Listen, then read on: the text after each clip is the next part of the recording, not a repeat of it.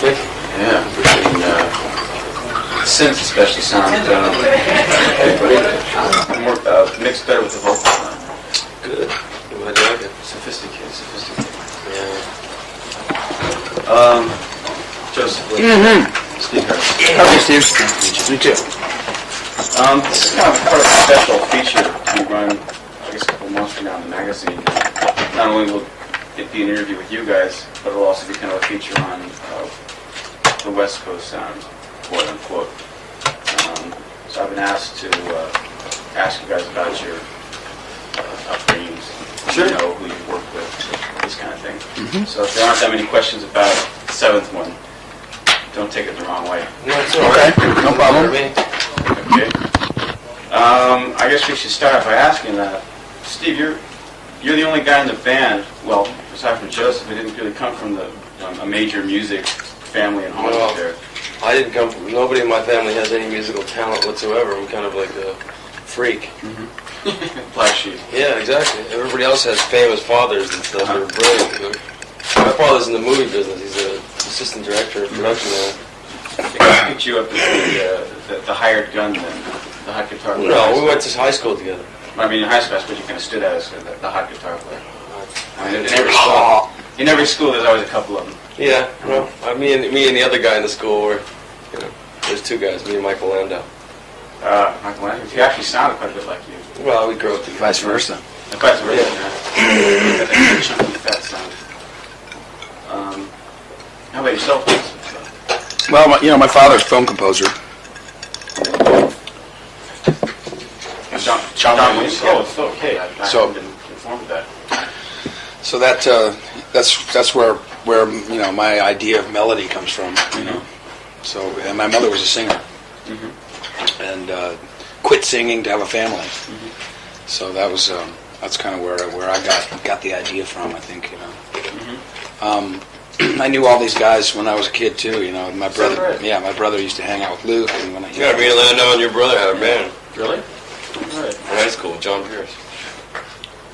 all in the family. Very incestuous. Very incestuous, right, yeah. When you know, really incestuous, though. Yeah, right. She should have brains out. Wrong. When you hear the term West Coast sound, what comes to mind? Beach Boys. Beach Boys, okay. You know, a lot of people that supposedly started the West Coast sound aren't from the West Coast. The Eagles are from Texas. James Taylor's from New York. Linda Ronstadt's from Phoenix or Tucson or something like that. So, I mean, that sort of like mellow California sound isn't in reality a real California sound, you know. I was born and raised there. And so was I. You know, and to me, it's always been beach music. You know what I mean? Yeah, I mean that's all that Rolling for Sure stuff. You know, that Valley Girl stuff. That's not the Valley. That was Santa Monica when I was growing up. Yeah. We used to make fun of the people, the surfers in Santa Monica that turned into the Valley. You know. Well, I mean, there's so many different facets to that whole area. You've got East LA. I mean, nobody thinks of Los Lobos surfers and the LA sound, but right. Very much is though. Very much is. X is LA sound. Yeah. Well. And now, of course, most of the bands from LA have 5 shades of hair. And Now it's all heavy metal, you know, which is like you could pretty much take any one of them out of and put them in another band and nobody would know the difference. They all pretty much look and sound the same, which but the good ones stand out. But there's just a lot of imitations. In your case, you've worked mainly with people from that area, though. If I'm not mistaken. Most of the sessions you've done. Well, yeah, I played on hundreds of records. Yeah.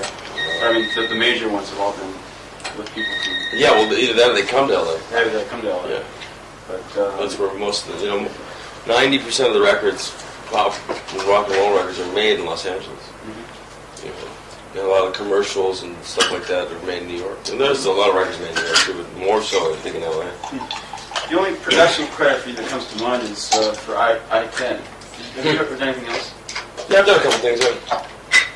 I became disenchanted with it because I got screwed by a bunch of record companies. They always promise you one thing and they don't come through. Consequently, like that I-10 record, Rob, was Tom Kelly and Billy Steinberg, the great guys who wrote. We had a song on that record, Alone, was the #1 record for Heart. And our version is much better than the Heart's version. But nobody ever got a chance to hear it because the record companies kind of threw it out there. Well, I don't think the album was advertised at all. No, it wasn't. I mean, it certainly didn't appear in your music. No, I mean, I'm not saying it was a brilliant album or anything like that, but I mean, there was some good stuff on it for the time. It was like 5 years ago. How about yourself, Joseph? Maybe you could fill me in as your background. Well, believe it or not, the majority of the things that I did were commercials, background vocals for commercials and stuff. A lot of them, a lot of different, a lot of McDonald's campaigns. Did a lot of those, and stuff. That's pretty much where I started making money. I was going to college to be an Air Force pilot. Yeah. My father was like, yeah, all right, all for it. You know what I mean? Don't go into music. And I started getting work doing McDonald's commercials and candy bar commercials, hundreds of them, a lot of them. And just one of 6 background singers work, that kind of stuff. But when they're national and stuff, they pay really well. So my bank account started to grow there for a minute, and so I stopped going to school because I was, like feeling real, real cocky about all this stuff. My father said, "Great, I'm all for it. Out of my house." Oh, wow! True story. So so I've been singing ever since, and he still doesn't live at home. He still doesn't live at home, and I did a solo record in 1980 that went double leather. Double plywood. Double plywood. Who produced that? My brother-in-law, my now brother-in-law. At that time, we were just good friends, and your next door neighbor. Exactly. The guy was fucking my sister. That's perfect. A guy by the name of Jay Graydon. Yeah, who I used to play with when I was 17 years old. Right. Did you play with him when you were 17? Yeah, we used to play at a club with Carlos Vega, Michael Carl, Jay, and myself. I remember his first album about 1970. Yeah, Graydon. It was a great record. So he's my brother-in-law now. It was actually more like 74, my friend. Probably about, yeah. I was still in high school. We used to play songs off the album. There was a guy named Ferguson? Dan Ferguson. Dan Ferguson, great guitarist. Yeah. I don't know why the guy didn't get more, didn't come into the spotlight more. But So anyway, Jay produced the album and co-wrote a lot of the tunes on the album. Steve Lukather played on one of those cuts. From there, I went to Vegas for about a year and worked in a variety type show in one of the main rooms at the Dunes. Hello Hollywood, hello. Well, yeah, it was more like a broad, like it was more of like a tailored for Vegas Broadway type thing. You know what I'm saying? It was called Dream Street, and it was all fresh, young, unknown singers and dancers hanging around a street corner, old brownstone building type thing, dreaming about being stars and imitating their favorite stars. So I got into doing impressions. So that lasted for a little while, and then came back to Los Angeles and did a few background vocals for different artists, mostly through Jay, through Graydon. He got me a lot of that work. And here I am now.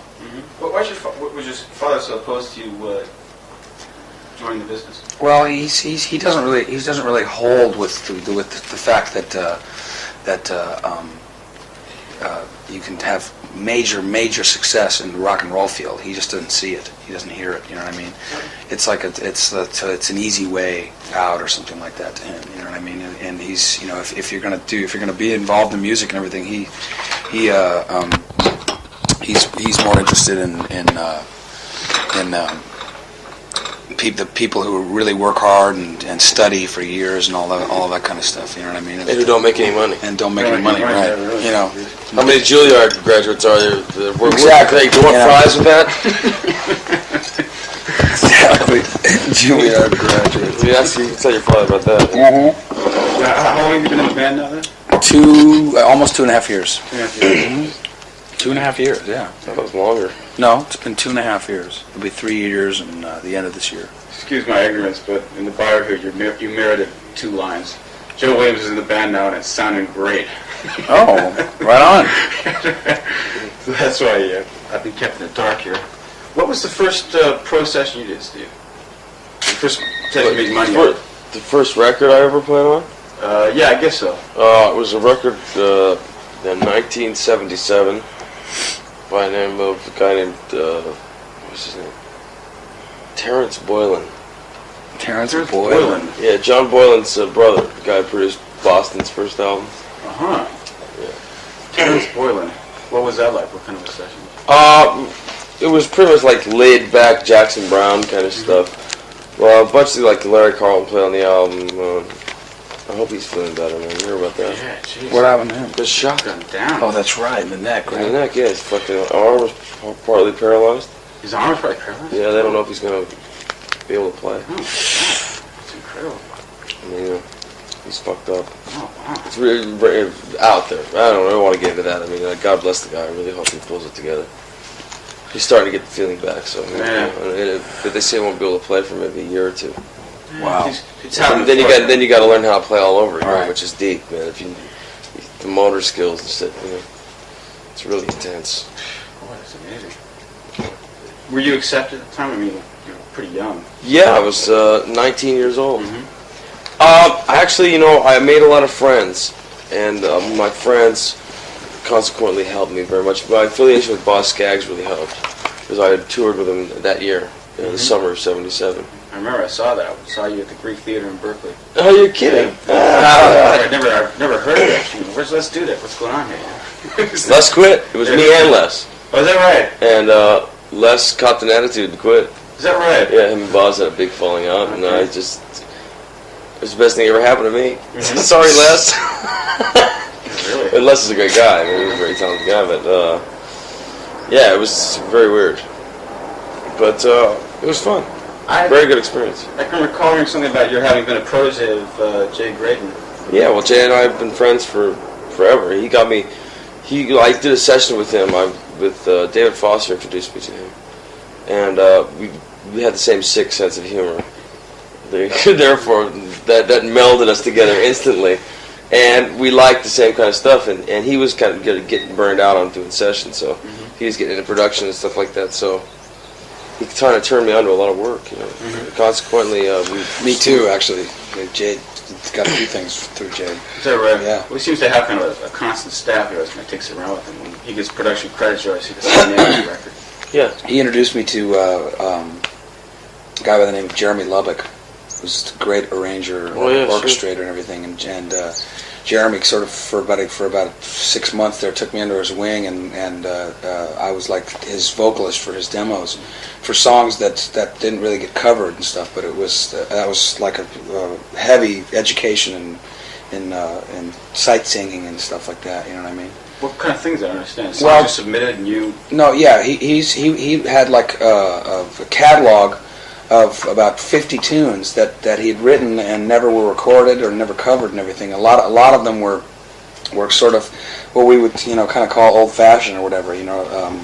So things that like a Barbra Streisand would do or something like that. You know what I mean? So he liked the tone of my voice and was willing to give me a shot and sort of give me the experience without really knowing much about reading, and that's a great deal of the way I sound right now. Is that a pretty common job in Hollywood? I mean, they've got a lot of professional songwriters, there, obviously. Yeah. They have to make their demo tapes, so is there a lot of call for guys? That's a large part of the work that I did was that. Is that right? Yeah, being asked to sing demos. I did sing one song of his called "Whatever We Imagine" that was eventually covered by James Ingram and a few others. So it's one of my claims to fame. Are there any big demos? Are there any kind of rags to riches story about the guy who sings on a demo and they hear it, they say, "Oh, well, we want the guy in the demo"? Yeah, James Ingram. When I was doing Quincy Jones's album, he sang on the demo just once. We were cutting it, and that's how he got his shot. Quincy heard it and said, "Man, that guy's a motherfucker. I want him to sing." And then consequently, he's gone on to do great things. That's right. You did a lot of that work too, the demo stuff? No, well, when I was first starting out, like in '76. You did everything through it, yeah. Was it everything. Was it pretty tough getting into that stuff? I mean, I suppose. I mean, I got a couple breaks, and once you do something, people like you. They talk about it, and then they tell their friends and whatnot, and it becomes like a snowball effect. And then you get a shot to do a real record, and then that's the same thing. But your friend Mike Landau seems to be doing the same thing for years. I mean, he's never really had a band, right? No. I helped him early on, because I was doing it like I had a couple of years on it. I mean, he was doing other things. He was touring a lot with people. As a matter of fact, he took over the gig when I left Boz's band. He took over the gig, and then he started getting some jazz, and I turned him on to some work because I stopped doing record dates. Can't deal with it. And he's getting burned out on it now. Seems like Joni Mitchell used it quite a bit. Yeah, well, he was a part of Joni's touring band. So you think success will slowly but surely come to him if he has the vision? Yeah, but you know what? He's not ambitious enough. I've known him since I was 11 years old. He plays one of the best guitar players I've ever heard in my life. And the thing about Mike is that he just doesn't know what he wants to do, and he doesn't ever want to commit to anything. I bust his ass, we drink all night long and rave about this stuff. And he goes, and I keep saying, Mike, you got to do something. He goes, yeah, he wants to do something, but he just doesn't. I mean, he's comfortable doing what he's doing now. He's making a lot of money, and he doesn't know if he wants to give that up or take a shot. Because it's not that easy to make it. And when you do, there's a whole nother set of problems that arise. So, I mean, eventually he will. It's just a question of what he wants to do. Because he could do a real rock and roll thing, but I don't think that's 100% what's in his heart. He writes a lot of outside. Yeah, instrumental music. It's kind of like heavy metal jazz. Yeah. Which is really cool, but I mean, there's not a huge market to make a great living doing that. They don't have a chart for that kind of music yet. Yeah. I mean, like it's too hard for the jazz stations, and it's too jazz out for rock and roll. No vocals and stuff. So he's kind of stuck between a rock and a hard place, but he's still an absolutely amazing player, and probably will always have work. Oh yeah, I mean, it's a question of the right vehicle for his stuff. You didn't start playing with Boz on record until after Silk Degrees, right? Yeah, I did the Silk Degrees tour. You did Silk Degrees? Oh, you did the tour, but not the album. Yeah, and then I consequently worked on every album he's done since. How was it working with him in the studio? Wonderful. Boz is great. He pretty much lets everybody do what they want to do. And with the creative, give us 2 cents. Yeah, I like that. I don't like that. Boz trusts the musicians. And I'm forever indebted to him for giving me my first big break. What other sessions stand out other than that? Pre-Toto days. Pre-Toto? Yeah. Oh, after the Boz Gags tour, we pretty much started to put Toto together. So nothing really stands out. Not before. I mean, I started where I don't remember. I really don't. How about since? I mean, other jobs you've done that stand out outside of Toto? I've done a lot of stuff. I did the Thriller record. I did Lionel Richie's Can't Slow Down album. I did Don Henley's. I mean, I played on hundreds of records. I mean, I really. It's all kind of a blur now to look back on. Yeah, a little bit. So every now and then, you yeah. Well, I mean, wow, that was a hell of a session. Yeah. Some of them, but I mean, like I said, I don't really think about that much anymore. What was Thriller like? It was fun. Fun record. Which track did you play on? I played all the guitar parts on Beat It, and the bass part, except I did everything with the Eddie solo. And I played on Human Nature and that duet with Paul McCartney, and a couple other things, about half the album. When asked to do it, did you just kind of jump at it, or did you say, well? Well, I've been working a lot with Quincy Jones, so I mean, it was only logical that he use, I guess, the guys that he was using on his own records and stuff. How about you, Joe? I mean, thinking back on what you've done, the actual amount of work that's been committed to vinyl. I got into songwriting with several different publishing companies. I had about a 6-year stint just as a songwriter. I started with 20th Century Fox and went to Warner Brothers and then over to MCA, and then a little sister company to MCA called Unicity, and did all the vocals and production of all the demos of my own songs, and from that got a few covers and was able to be the artist on them as well. Songs that appeared in some movies and stuff like that. There's a song that keeps coming up here since I've been in Japan. People know about called "Save the Night." That was in the movie The Goonies. Oh, you're kidding? Yeah, people know of that a lot, and other than that, just my solo record, and like I said, a few step out parts, but mostly backgrounds for people like Alan Gorey and basically unknowns. On the album, like Bill Payne is given co-production credit. Yeah. How did he get into that? Well, originally we had asked George Massenburg to engineer our album, and he said he wanted to be a little bit more involved. And we were like, okay, and he suggested he bring his partner Billy Payne in, who I've done sessions with for years. And he said, well, let's just go in and try a song and see how it feels. And if it's great, then we'll continue. If not, we'll shake hands and be friends. And we entertained the thought of like not taking a lot of the pressure of the technical aspect off, and just being able to just be musicians and artists and writers. And we went in and tried it, and we had such a good time that we said, "This is great. Let's do this." And they pushed us harder, harder. And Billy was really Billy's great. There to listen and for the feeling, you know what I mean? Yeah. And when there was when the band would normally say, no, let's do 20 more takes and really get it perfect, you know what I mean? He was the guy to say, I'm telling you guys, you have it. You know what exactly. I mean? And on the other hand, you don't have it, you go in and do a few more, that kind of thing. And George is just absolute master of the process of recording. Also, this album was digital, which was the first for Toto, and George is like, just about invented everything there is, digital. Well, you see.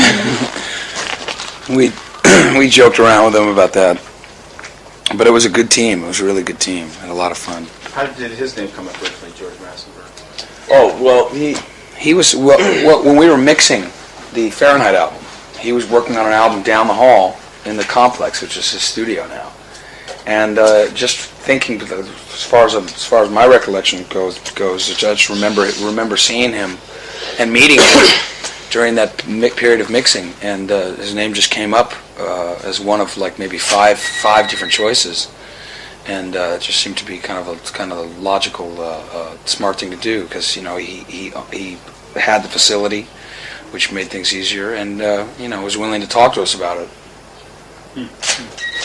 Have you been familiar with Bill Payne's stuff? Yeah, of course. Little Feat, huge Feat. Really? Huge Feat fan. Yeah? They're doing a new album. That's right, yeah, I heard they're getting together. It's really good, too. It's stuff's great.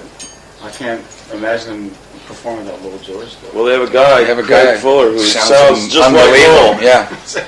Yeah. And the band is better than ever. Really, really strong. Freddie Tackett's playing guitar with them now, along with Paul. And bitch, man. Funky and groove and new tunes are happening. You like it. George and Billy are doing the album right now. Is that right? Also, Linda Ronstadt's credited. Yeah. She was working down the hall on Producing David Lindley. David Lindley's record. So we got both of them to come down. And she heard our record. She really liked it a lot, and she wanted to sing on it. Wait, you work in the same studio and she just happens to hear it, like walking by? Yeah, well, I've known her for a while. She's real close with George and stuff, so she would come down and visit, all the time, and heard some cuts on the album and really liked it, and she actually wanted to sing on some stuff, so we were like, hey, you pick the one you want to do, And then subsequently David Lindley as well on the solo section of Stay Away, which I think was your doing. Yeah, he's such a great slide player. I dick around with him, but it's not something I'm really into. And he's like one of the best that there is. He lap steel, And I've always, I've known the guy for years, but we never played together. You know what I mean? So it's just like we set up in a room face to face, the amps in this big, huge studio. We just pretty much did it in one or two takes, and just roasted through it. And everybody's partying in the studio and stuff like that. It was really cool. One of my more fonder memories of like some energetic vibe happening. It's less tedious than some of the other record making process. More fun. He also has a great sense of humor, which is sort of like along the lines Mr. Puffy, along the lines of the humor in this band. Oh yeah, sick, warped humor. Yes, yeah, exactly.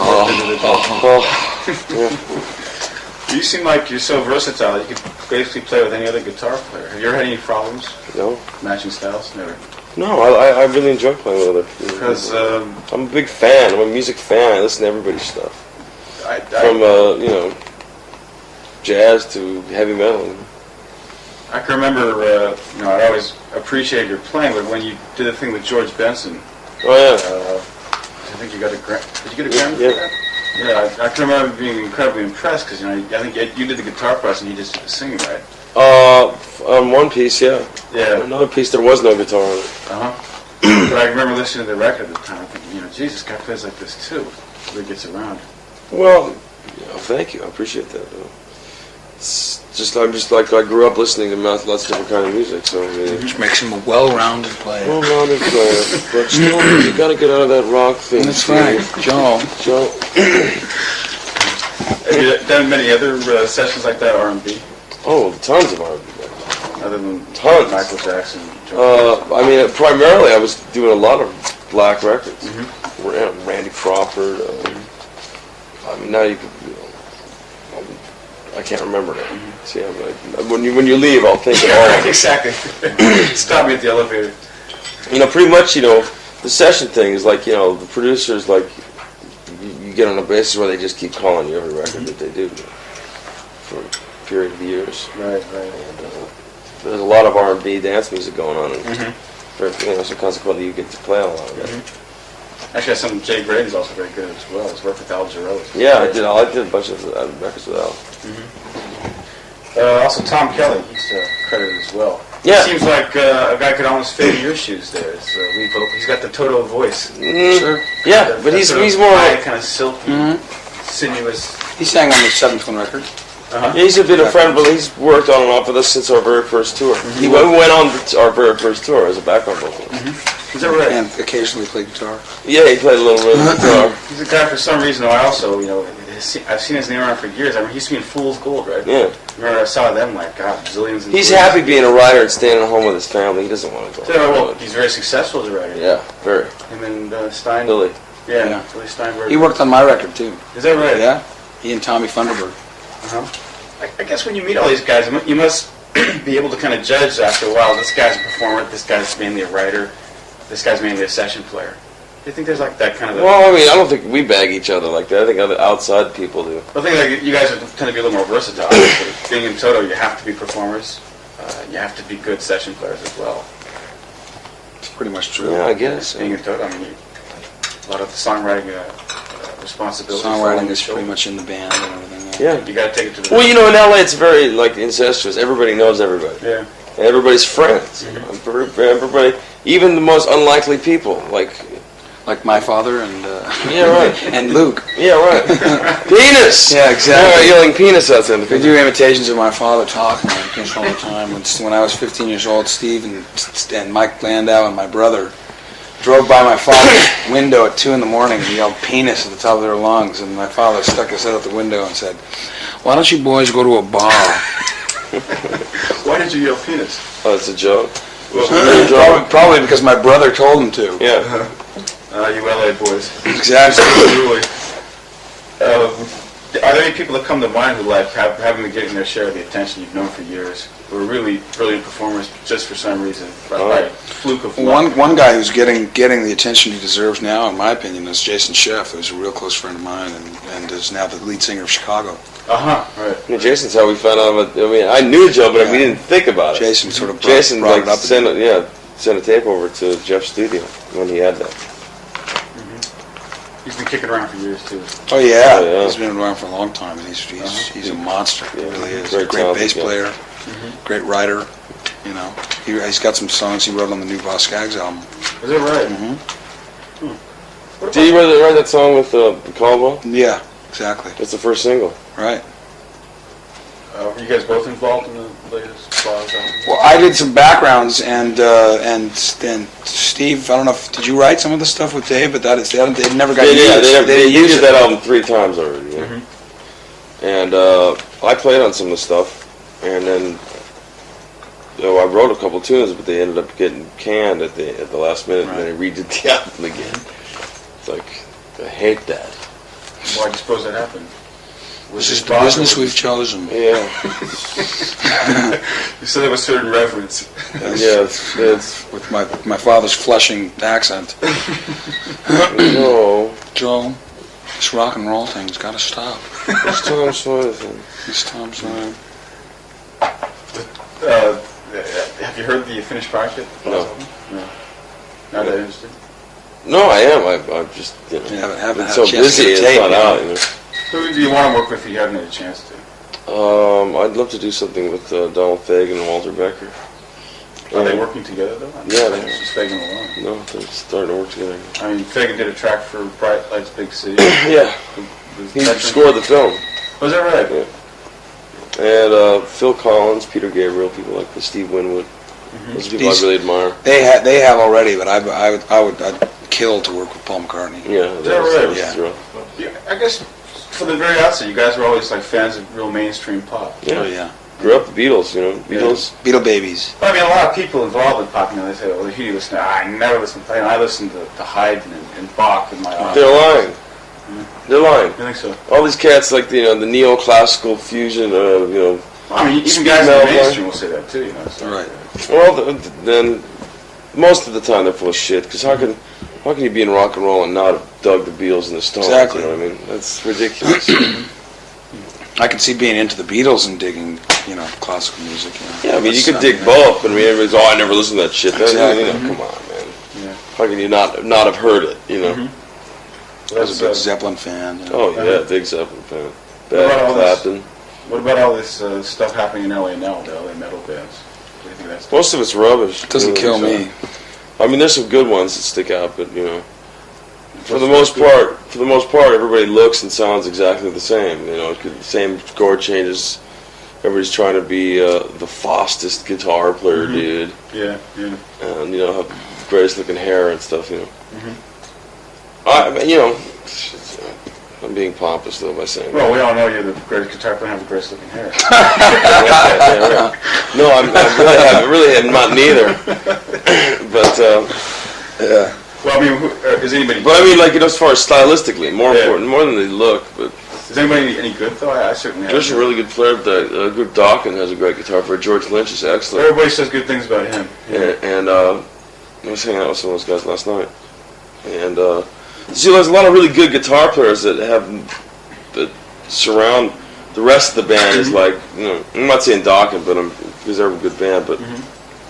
A lot of they focus on getting a singer that's a pretty boy looks, and a really hot guitar player, and the rest of it really doesn't matter. It could and bad songs.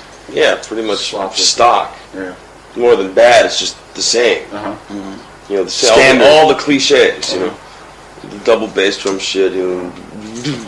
It's kind of people trying to do a bad impression of Van Halen. But. Less musical, not anywhere near the songs that Ed writes. Actually, it seems like they got away from Van Halen and getting more into a Deep Purple type of headbang thing, or else a Zeppelin type of thing. Yeah, that seems to be the trend.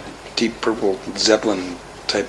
I wouldn't say that. Well, I mean, that's because Van Halen really is a heavy metal band. Yeah, I mean, people who don't even listen to heavy metal love Van Halen. They just stand out. They're one of the best out of the whole genre to me. They're the best band. The most original players, and they started. Edward started a generation of monsters. Yeah. You came out about the same time. I can remember all these Japanese magazines did specials on Lukather and Van Halen, comparing the two of you. I'm flattered. Eddie does this and Steve does that. I'm flattered. Edward's a much better guitar player than I am, but we have a lot of the same likes, and he writes all his tunes on keyboards. I write all my songs on keyboards, and he's been a friend of mine for 9 years. And I really love him as a human being. He's so unaffected. He's brilliant. What can I say about the guy? He's always worshiping at the altar of Alan Holdsworth there. How about yourself? I think Alan's brilliant too. He's a motherfucker, and there's a guy that deserves a lot of attention. It doesn't. And there's not really a place for his music either. It's the same It's like Landau. stigma as Landau. Yeah. Very much the same. Very much the same. Landau loves him too. Yeah. Landau's just God, What's happening right now for you guys? I mean, what do you like now? I mean, I suppose it's still about this wide, and it's hard to kind of list right now. But we're trying to just focus on what we're doing right now. I'm a big Level 42 fan right now. Is that right? Yeah, Well, I really dig I dig their vocal sound that they have there, and I love their songs. Love their songs. It's amazing the way the guy can play bass and sing at the same time like that. Right, which I don't know. I don't know if that's possible. Yeah, kind of defies physical. Yeah, but it's great. It's a great sound and great songs. I love the combination of the way his voice sounds with the other guys, sort of strict falsetto scene. You know what I mean? But mainly the songs. They're really conscious of melody, which is my big thing. And that's that's who I'm digging on right now. You know. Any favorites around the Lukather home these days? What was I listening to? Yeah, right now I've primarily just been listening to the radio. I mean, at home, Flipping around in the car there, huh? Yeah, I'm like one of these Rick guys. Astley. Yeah, no. I really just, but even that's disheartening because there's so much of this bubblegum shit out, you know. I mean, like, Tiffany and Debbie Gibson, all that stuff, and just go. It's really pretty much like the late 60s where they had, like, it was either real hard rock and roll or real bubblegum. Yeah, exactly, Boogie Oogie, or what is it? Yummy, yummy, yummy, I got love in my tummy. Exactly. What was that song about? It's spawned today's exactly. Gooey, gooey, gooey. Can I chuck on your fuckwad? That's going to be a version in the 90s, Oh, exactly. The guy from the record company said that... I want your love fat. No, suck the love snot out of my fuck stick. Right. Something for the next album there. The guy from the record company said the live show is a lot more live sounding now as opposed to studio sounding. Yeah, it's hard. It's hard. It's more edge, which I like. We should do a live album. I think it would really change a lot of people's attitudes about us. Thinking that we're kind of a softer rock. Has it ever been considered? Yeah. It's kind of starting to consider it now. We may do it before the end of the year. Saw you guys, I think, 1980, Stanford University. Remember, the sound was just incredibly loud back then, though. It's still loud, but it's it's a little now it's a little bit more separated. Yeah. I know you like, to really well, yeah, but juice up the guitar and, get that chunky sound. Yeah. I can remember it was almost like guitar versus keyboard versus synthesizer. Well, we have a different sound guy. I mean, we were young then, we didn't know. The sound systems were less sophisticated. And now we really take a great deal of effort to make sure that it sounds really good up front. Why did Steve leave the band? Well, he hasn't really left. He's sort of an honorary member. He's on the road with us, touring with us. He's on the road, and he worked on the album and stuff. He had projects of his own that he wanted to do that legally he needed to make a little bit of a separation there, but he's still still very much there. It seems like he just didn't want to be in any of the pictures doing the interviews. But still, he has member status. Oh, sure. What does it look like from here on in for the band? We're breaking up next week. Gonna dye your hair and join a heavy metal band. Right. No, but I'm going to Broadway. I mean, how long does this tour last? That I can do! My name's Joe. What's yours? Oh, God. Pretty much. We're concentrating on this album and just bringing it home. You know what I mean? That's really the main thing right now. It's one thing at a time. And so far we've conquered Europe and Japan, and we just need to do it at home. How long was it? When did it start? Started in late Januari. Yeah. And when's it going till? End of the year, probably. Hopefully till the end of the year. Right. If all goes well. I was just gonna say, if all goes well, we'll still be milking this album this time next year. There's a thought. Yeah, Do you bring your wife on the road, or you travel? No, I have 2 kids too, and I miss them so bad it hurts me physically. My daughter's 3 and my son's 1. Is that right?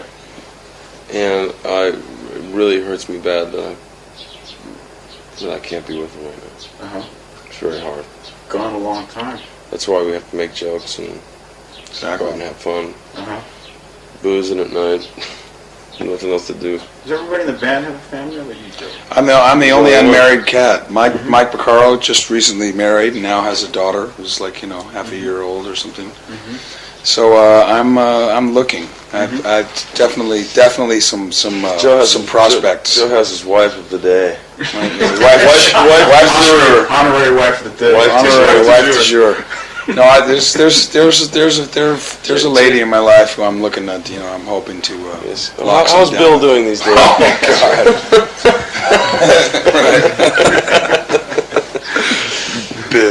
Bill. Stan. No. Last night at the club was like Chad and Dale. Yeah. those male models at the clubs. You didn't have the Lex, did you? Oh yeah. Oh yeah, the Lex. The Lex. It's a staple. Yes. Well, they were, the Pamela is an ex-girlfriend of mine. The song, oh, is that right? Yeah. So we're still real close friends and stuff. And there's something about her that's like maybe 5-6 years down the line. You know what I mean? Type timing. You know what I mean? I don't know. But and in the meantime, I'm in love again with somebody else. So. Chad. We'll become acquainted with the next album then.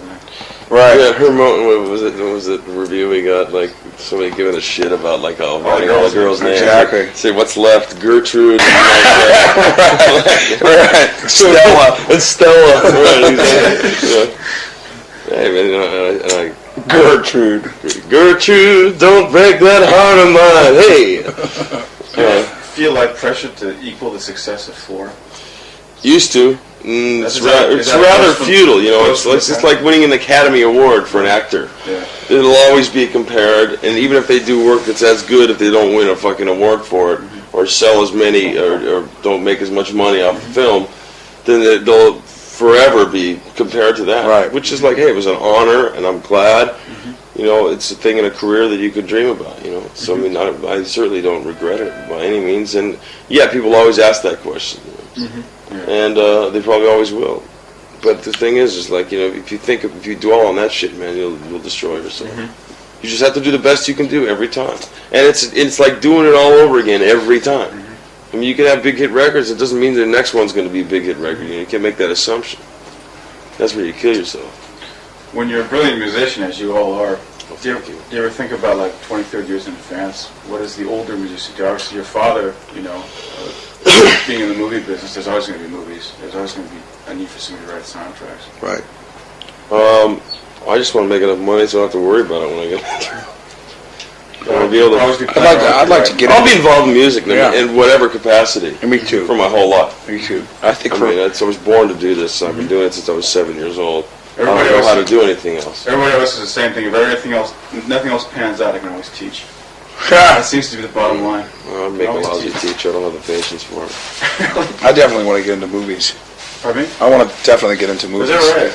I've been kind of found a new interest in something that I'm pretty good at, and that is I've been filming the band on tour. He's brilliant. I mean, stuff he's got to he made me a video cassette for my birthday, right last year of like a compilation. We scored it, edited it, is that right? and it was fucking brilliant. It was hysterical. I mean, the cuts were funny. I mean, you really have a great talent for this. We talked about this before. That's something I want to do. I'd like to direct or DP or something like that, and score. I don't want to be John Carpenter, but the thing, the head with the spider leg going outside down.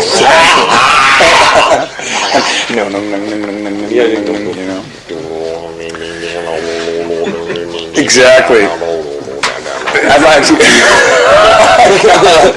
I'd like to work with David Page in that capacity sometime, because I think he's got a natural talent, very much like my father. Reminds me of my father for scoring orchestrally, and we share a lust for movies, watching them and studying them, and dialogue, dialects, all kinds of things. So acting. I'd like to act. So there's about 100 things I want to do.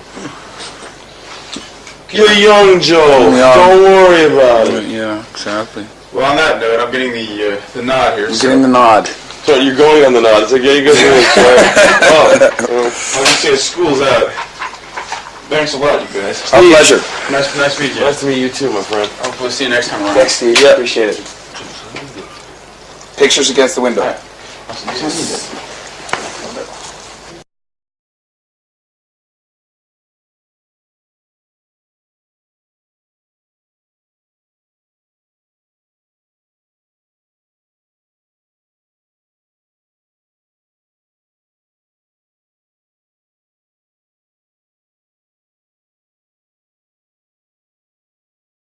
Great. I'm all for it. Out of my house. Oh wow! True story. So so I've been singing ever since, and And he still doesn't live at home. He still doesn't live at home. And I did a solo record in 1980 that went double leather. Double plywood. Double plywood. Who produced that?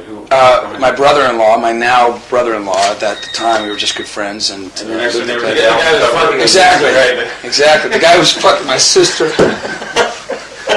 That's perfect. A guy by the name of Jay Graydon. Yeah, who I used to play with when I was 17 years old. Right. Did you play when you were 17? Yeah, we used to play at a club with Carlos Vega, Michael Carl, Jay, and myself. I remember his first album about 1970. Yeah, Graydon. It was a great record. So he's my brother-in-law now. It was actually more like 74, my friend. Probably about, yeah. I was still in high school. We used to play songs off the album. There was a guy named Ferguson? Dan Ferguson. Dan Ferguson, great guitarist. Yeah. I don't know why the guy didn't get more, didn't come into the spotlight more. But So anyway, Jay produced the album and co-wrote a lot of the tunes on the album. Steve Lukather played on one of those cuts. From there, I went to Vegas for about a year and worked in a variety type show in one of the main rooms at the Dunes. Hello Hollywood, hello. Consequently, like that I-10 record, right, was Tom Kelly and Billy Steinberg, the guys who wrote. We had a song on that record. Alone was the #1 record for Heart. Yeah. And our version is much better than the Heart's version. But nobody ever got a chance to hear it because the record company just kind of threw it out there. And Well, I don't think that the album was advertised at all. No, it wasn't. I mean, it certainly didn't appear in your music. No, I mean, I'm not saying it was a brilliant album or anything like that, but I mean, there was some good stuff on it for the time. It was like 5 years ago. Mm-hmm. How about yourself, Joseph? Maybe you could fill me in as your background.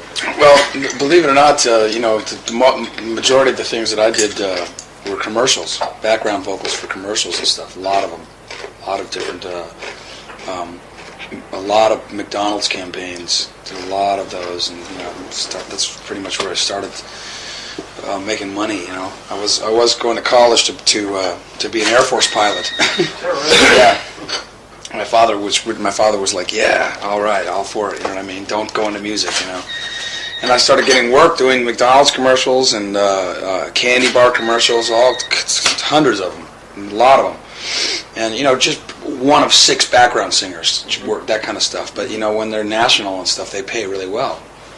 So my bank account started to grow there for a minute, and so I stopped going to school because I was, like feeling real, real cocky about all this stuff. My father said, so was I, and to me it's always been beach music, you know what I mean? Yeah, I mean, that's, all that Rural Life for Sure stuff, that Valley Girl stuff, that's not the Valley, that was Santa Monica when I was growing up. Yeah. We used to make fun of the people, the surfers in Santa Monica that turned into the Valley, Well, there's so many different facets to that whole area. You've got East LA, nobody thinks of Los Lobos surfers and the LA sound. But right. Very much is, though. Very much is. X is LA sound. Yeah. Well. Now, of course, most of the bands from LA have, 5 shades of hair.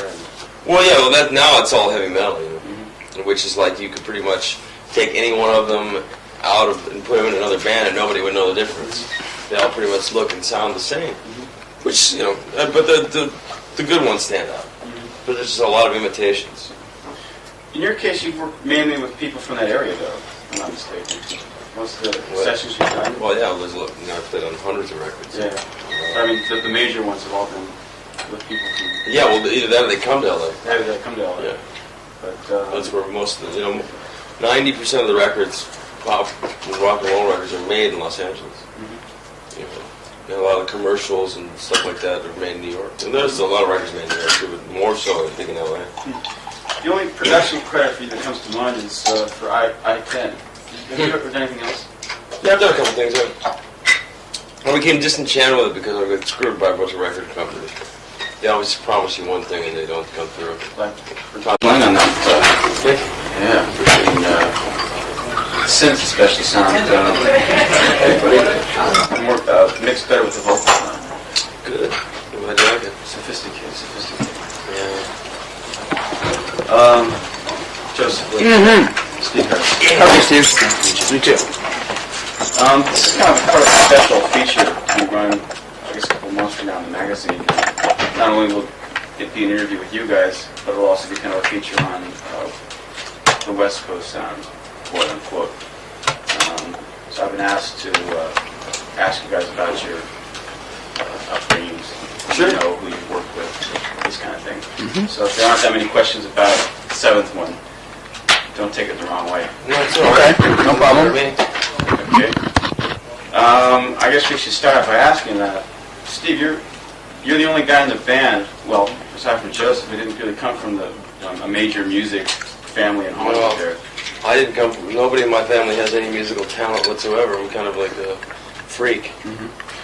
Black sheep. Yeah, exactly. Everybody else has famous fathers and stuff. They're brilliant. My father's in the movie business. He's an assistant director of production now. They picked you up as the hired gun then, the hot guitar player. No, we went to high school together. I mean, in high school, I suppose you kind of stood out as the hot guitar player. I mean, in every school, there's always a couple of them. Yeah, well, me and the other guy in the school were, you know, there's two guys, me and Michael Landau. Michael Landau, he actually sounded quite a bit like you. Well, we grew up together. Vice versa. Vice versa, yeah. That chunky fat sound. How about yourself? Well, my father's film composer. John Williams? Oh, it's okay. I So- haven't been informed of that. So that's where my idea of melody comes from. You know. So and my mother was a singer, and quit singing to have a family. So that's kind of where I got the idea from. I think I knew all these guys when I was a kid too. You know, my brother. Right. Yeah, my brother used to hang out with Luke, and when Yeah, me and Landau and your brother had a band Really? Right. in high school with John Pierce. all in the family. Oh, Yeah, very incestuous. Yeah, sisters, right, yeah. I When mean, you no, really incestuous. Though. Oh, yeah, wow. right, yeah, fuck each other's brains out. Wrong. When you hear the term West Coast sound, what comes to mind? Beach Boys. Beach Boys, okay. You know, a lot of people that supposedly started the West Coast sound aren't from the West Coast. The Eagles are from Texas. James Taylor's from New York. Linda Ronstadt's from Phoenix or Tucson or something like that. So, I mean, that sort of like mellow California sound isn't in reality a real California sound. You know? I mean, I was born and raised there.